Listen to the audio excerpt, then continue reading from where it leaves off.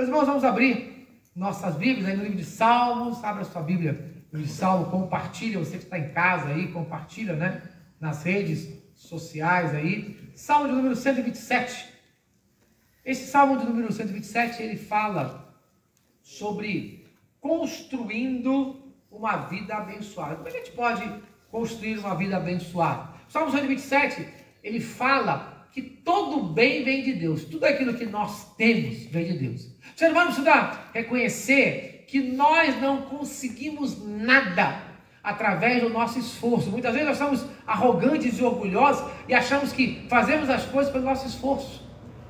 O homem, ele pode ter até dinheiro, mas dinheiro não compra saúde. O homem pode ter até dinheiro, mas dinheiro não compra paz. Tudo vem de Deus. E o salmista, ele fala exatamente isso. No Salmo de número 127, será o salmo desta noite de nossa meditação. Que ele nos diz assim, Salmo de número 127. Se o Senhor Deus não edificar a casa, em vão trabalham os que a edificam. Se o Senhor Deus não guardar a cidade, em vão vigia a sentinela. Inútil vos será levantar de madrugada, repousar à tarde, comer o pão das dores que trabalhaste, pois aos seus amados ele o dá enquanto dorme. Herança do Senhor são os filhos, o fruto do ventre, seu guardão. Como flechas na mão do guerreiro, assim os filhos da mocidade. Feliz o homem que enche deles a sua aljava. Não será envergonhado quando lutar com os inimigos à porta. Amém. Ou ao portão, em algumas versões. Amém. Bom, construindo uma vida abençoada. Então, a primeira coisa para construir uma vida abençoada é que o trabalho sem Deus, a bênção, né? Qualquer coisa que você fizer sem Deus é inútil. Primeira coisa, primeira grande lição, que para construir uma vida abençoada, nós vamos entender que nada sem a presença de Deus será abençoado. A Bíblia diz que há caminhos para o homem, né, que parecem de vida, que escolhas que o homem faz, mas no final, esses caminhos levam à morte. Geralmente o homem, ele faz escolhas, mas muitas vezes ele não consulta a Deus.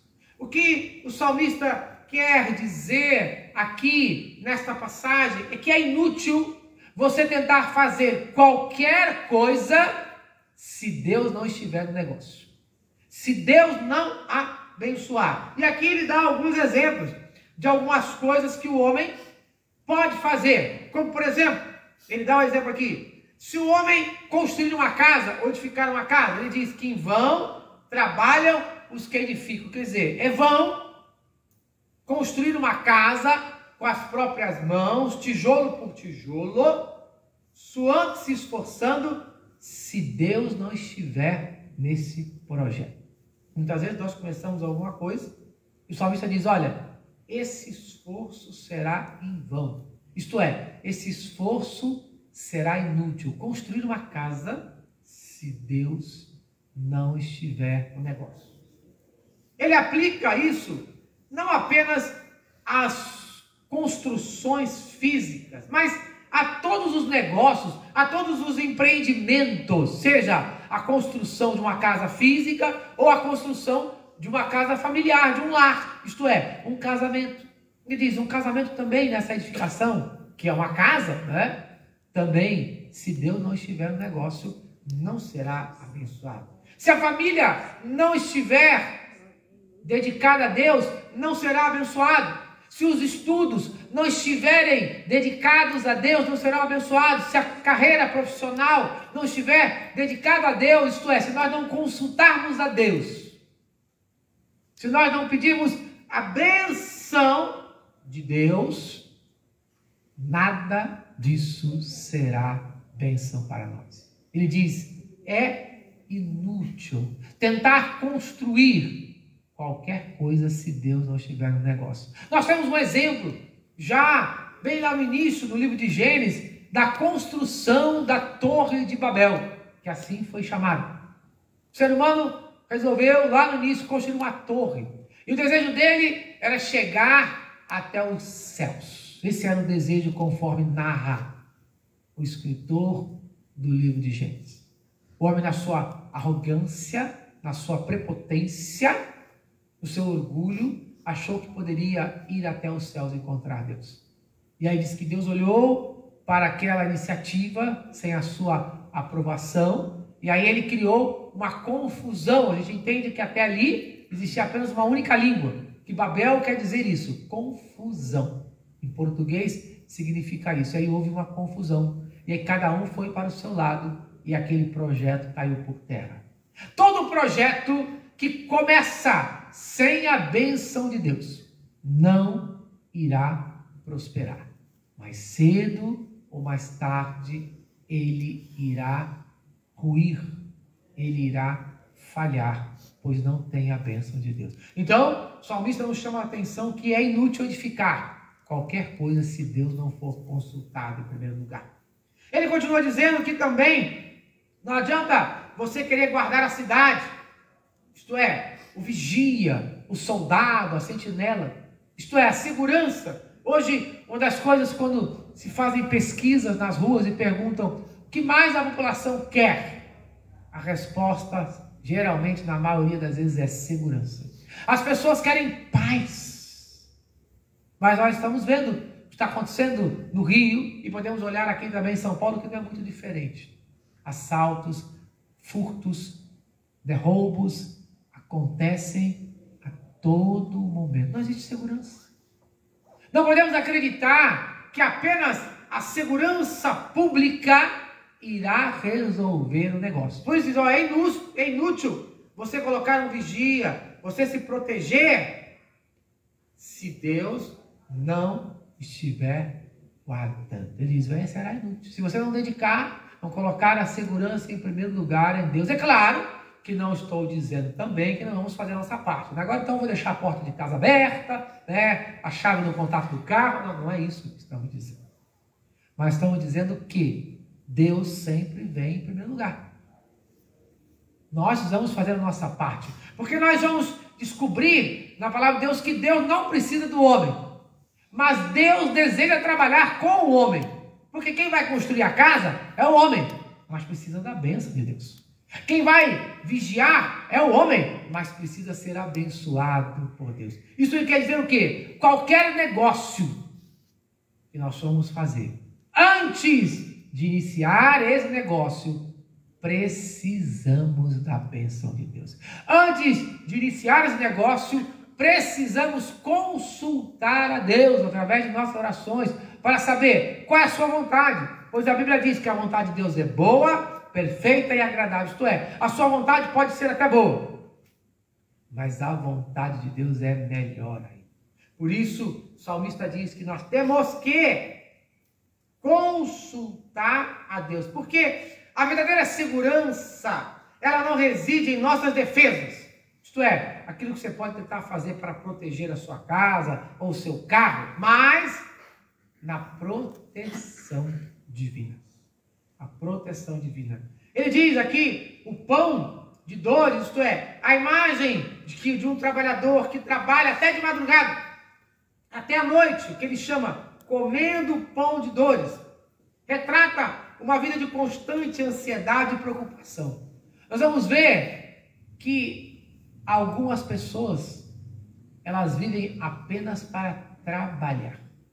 A vida dessas pessoas é apenas para trabalhar. Elas não trabalham para viver. Elas vivem para trabalhar. E é interessante que quando Deus criou os céus e a terra, ele diz que no 7º dia Deus descansou. Mas Deus lá precisa descansar? Não, Deus não precisa descansar.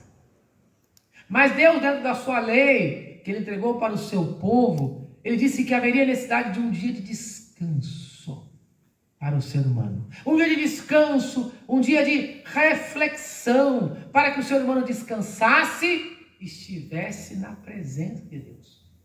Por isso, existe a necessidade do descanso. Não apenas o descanso do homem, mas é interessante que até a terra, Deus diz lá no Velho Testamento que a terra precisava descansar a terra.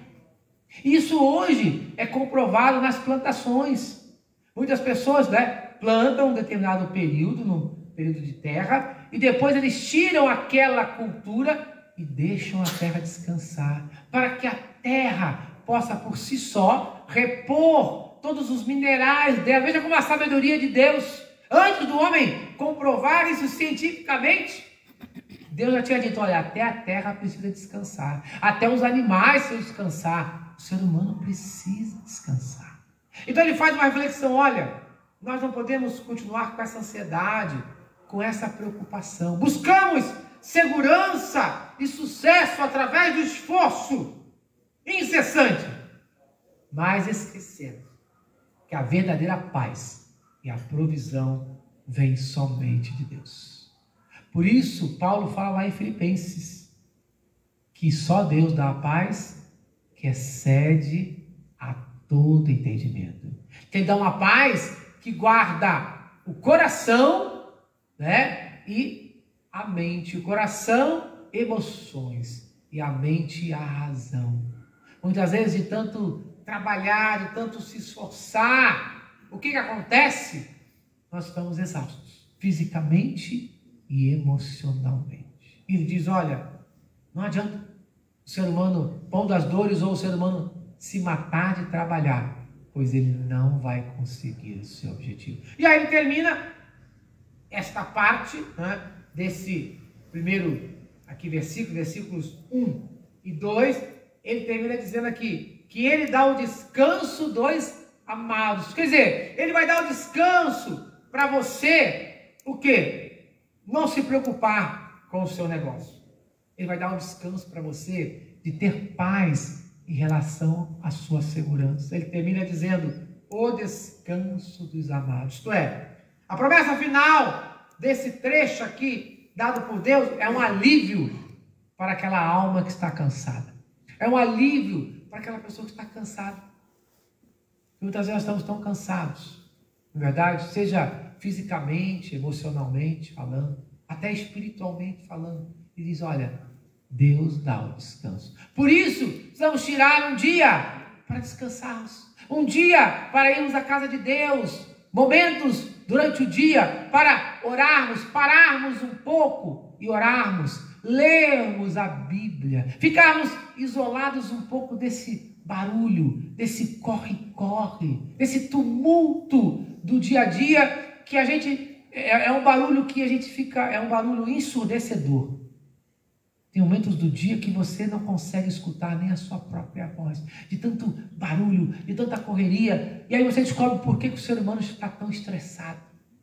Por que o ser humano não consegue, quando para no farol, para o carro, o farol nem bem abriu, tem alguém atrás de você com a mão na buzina, te xingando, gritando para você andar, porque o ser humano, ele não consegue descansar. Literalmente, o ser humano não consegue descansar. Por isso que a gente vê que muitas pessoas não conseguem dormir à noite. Quantas pessoas estão com insônia? Não conseguem dormir à noite, não conseguem descansar. E o pior, segundo as pesquisas, até os animais estão sendo prejudicados no seu sono, na sua procriação, por causa desta correria do ser humano. Por quê? As cidades não param mais. As cidades funcionam 24 horas por dia. Você olha aí várias placas, sejam farmácias, supermercados, lanchonetes, 24 horas. Não paramos mais. Não temos mais o momento sagrado do descanso. Há estabelecimentos que funcionam, 24 horas por dia, 7 dias por semana, 30 dias por mês, 365 dias ao ano. Não param mais. não existe mais descanso. Enquanto Deus disse que haveria necessidade do ser humano descansar. Isso gera tudo o quê? Uma falta de paz terrível. E o que vai acarretar isso? Isso vai acarretar nos nossos relacionamentos, que é a segunda parte do nosso texto, em que ele enfatiza a família. Quem não tem uma vida abençoada, seja no trabalho, nos estudos, nos relacionamentos fora, dificilmente conseguirá ter uma família abençoada. E aí ele trabalha a segunda parte desse texto, que para construir uma vida abençoada, a gente precisa ter uma família abençoada. Por quê? Porque a Bíblia diz, lá no início, por isso nós temos sempre que recorrer à palavra de Deus. Lá no início, Deus disse assim, quando ele criou todas as coisas, diz assim, Deus criou os céus e a terra e disse, é bom. Deus criou os luminares, o maior, o menor, é bom. Deus criou os animais, os peixes, é bom. Mas quando, depois que ele criou o homem, ele olhou para o homem e disse, não é bom que o homem esteja só. A única coisa que Deus olhou na criação e notou que não era bom foi a solidão. Deus não criou ninguém para viver sozinho. Mas o que está acontecendo? O ser humano hoje está preferindo viver sozinho.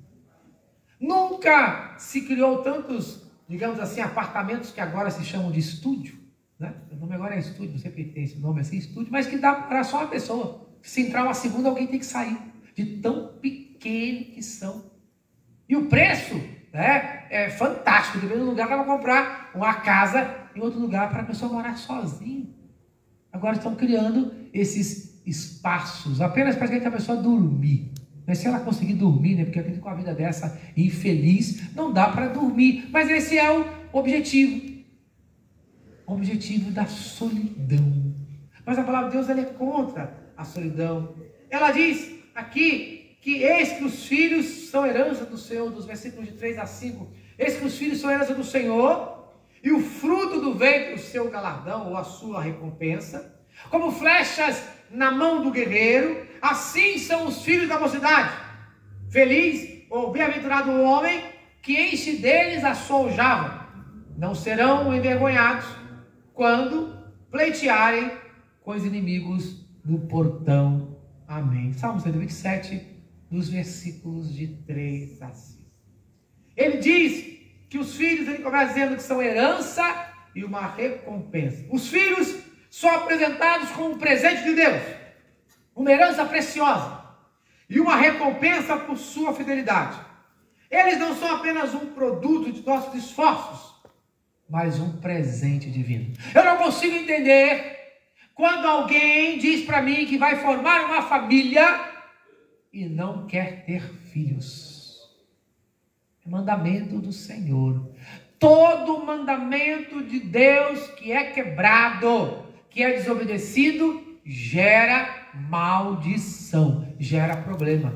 Quando Deus criou o homem, ele diz, crescei e multiplicai, enchei a terra. Eu não consigo entender, né, como o ser humano consegue viver isolado. Eu não vou ter filhos, né? E agora, pessoas são pai de pets, na verdade, nada contra os animais, mas agora não querem ter mais filhos. E se Deus disse, eu quero saber, quando essa pessoa envelhecer, quem vai cuidar dela? Qual o cachorro e gato, o papagaio, que vai cuidar dessa pessoa?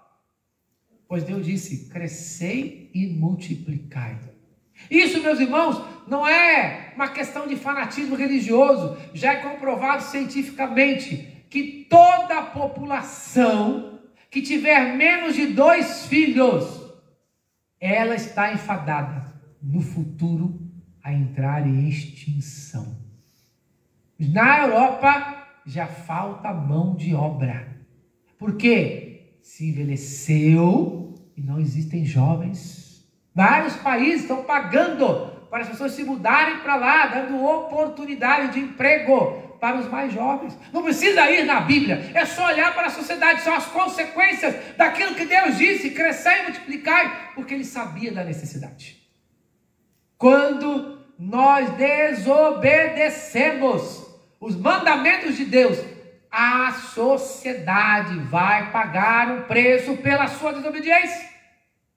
Eu não consigo entender essa sociedade que nós colocamos nossas crianças aí nas creches, na verdade, colocamos nossos filhos na creche, colocamos nossos idosos nas casas de repouso e saímos para passear com o cachorro. Temos tempo para os cachorros, para os animais, mas não temos tempo para gente como a gente. Não temos tempo para amar, amamos bichos, mas não amamos gente. Tudo contra a palavra de Deus. Aquilo que Deus ensinou. Nós temos que refletir na palavra de Deus. Que Jesus disse, amai ao próximo como a si mesmo. Aonde está esse amor? E ele diz aqui, ele continua dizendo que esta bênção ele compara os filhos como as flechas na mão do guerreiro. Essa imagem é poderosa, porque um guerreiro, naquela época, ele confiava o quê? Nas suas armas para se defender. Os filhos, nessa questão, é que os pais devem criar os seus filhos para serem instrumentos de Deus, para cuidarem deles na sua velhice. Esse foi o plano de Deus para a família. Os pais cuidam dos filhos, enquanto eles são novos. E os filhos devem cuidar dos pais quando eles envelhecerem. Por isso deve existir essa união. Essa questão da aljava cheia, né? Era onde ele colocava nas costas como uma sacola, né? As suas flechas. Representa o que? A força, a proteção, a capacidade de enfrentar os desafios da vida. Ter uma família é uma bênção de Deus, traz alegria, traz apoio e segurança para todos os momentos da nossa vida. Todos na família são importantes, pois a juventude representa a força e a velhice representa a sabedoria que deve existir num lar equilibrado. Ele precisa de força e de sabedoria. Não podemos viver apenas com a força sem a sabedoria. Mas também não podemos ter apenas a sabedoria se não tivermos a força. Porque a força sem a sabedoria vai levar ao quê? A fazermos projetos que vão dar errado. E a sabedoria sem a força, vamos ter projetos, mas nunca vamos executá-los. Porque não temos quem faça. Por isso precisa existir um equilíbrio entre a força que vai executar o projeto, com a sabedoria que vai orientar como esse projeto será executado. Veja como Deus pensou em tudo da maneira certa, da maneira correta, da maneira equilibrada, para que hajam bênçãos na família. Mas nós não queremos mais ter família. Por isso, ele termina, né? Mas chegando no final, diz, não serão envergonhados. Isto é, a promessa final é de que esta família vai ser abençoada. Porque trabalha em harmonia, trabalha em comunhão, une a força com a sabedoria. E aí ele diz, quando pleitearem com os inimigos no portão. O portão, ou a porta da cidade, era onde era o tribunal daquela época. As pessoas sentavam muitas vezes, os negócios eram resolvidos na entrada da cidade. As pessoas sábias ficavam ali, e ali os idosos iam com seus filhos para pleitearem, para defenderem os seus direitos. E é claro, quanto mais filhos, quanto mais pessoas do seu lado, né, mais força você teria para tomar as decisões necessárias. Agora, se não há ninguém para que defenda você, você será o quê? Envergonhado. Se não há ninguém que esteja por você, você será envergonhado. É isso que o salmista está nos chamando aqui. Esse capítulo 127, ele nos ensina o que é a verdadeira prosperidade e a segurança que vem somente de Deus. A prosperidade E a verdadeira segurança só vem de Deus. Não podemos construir uma vida abençoada apenas com nossos esforços. O ser humano, muitos não acreditam mais em Deus. Outros acham que Deus criou isso daqui e abandonou. Muitos outros só procuram a Deus quando precisam. Mas nós temos que lembrar, temos que reconhecer que Deus é soberano. Temos que confiar em sua provisão. Criar nossos filhos ensinando-os o temor de Deus, a reconhecerem que existe um Deus no céu, que eles precisam lembrar dele. Precisamos aplicar essas verdades em nossas vidas. Precisamos construir casas, cidades e famílias que glorifiquem a Deus e abençoem o mundo. Mas o que tem acontecido, pela falta de Deus no coração do homem, é o que nós temos visto aí. Toda esta guerra, todo esse terror. Mas a palavra de Deus, ela mesmo já fala que no final dos tempos, o amor, esse amor de Deus aqui, iria se esfriar. E no final do tempo, né, os filhos iam se levantar contra os pais iam se levantar contra os filhos, a família estaria destruída. Nada que, infelizmente, a Bíblia a palavra de Deus já havia projetado. Mas ainda há tempo daqueles que querem construir uma vida abençoada. Tem que lembrar que antes de tomar qualquer decisão, precisamos procurar a Deus. Amém. Nós vamos orar para encerrar esta primeira parte do nosso culto. Logo após estaremos encerrando essa primeira parte de oração silenciosa. Depois temos a oportunidade, os irmãos se dividirem aí nos seus grupos de oração, nas suas duplas aí, para nós termos aí pelo menos uma meia hora para estarmos compartilhando nossos pedidos e as nossas necessidades. Curva a sua cabeça, feche os seus olhos agora, nesse momento. Pai, nós te agradecemos, pois a tua palavra nos ensina a fórmula de termos uma vida, uma família abençoada no nome de Cristo Jesus. Precisamos procurar a Ti em todos os nossos negócios. Perdoa-nos quando esquecemos de buscar a Ti sobre todas as coisas. Perdoa, Senhor. Abençoa-nos, ó Pai, no nome de Cristo Jesus, ó Pai. Visita a cada um de nós nessa noite, cada um que tem participado desse culto, seja de forma presencial aqui ou em casa. Que esta palavra desperte os nossos corações a buscarmos juntamente com nossas famílias a Tua presença. Abençoa aqueles que estão passando problemas sérios, seja na família, seja, ó Pai, no trabalho, seja com os amigos, Senhor. Abençoa a todos nós nesta noite, ó Pai. Eu oro no Teu amor, na graça e na paz do Teu Filho amado Jesus e nas consolações do Teu Espírito Santo, hoje e todo sempre. Amém.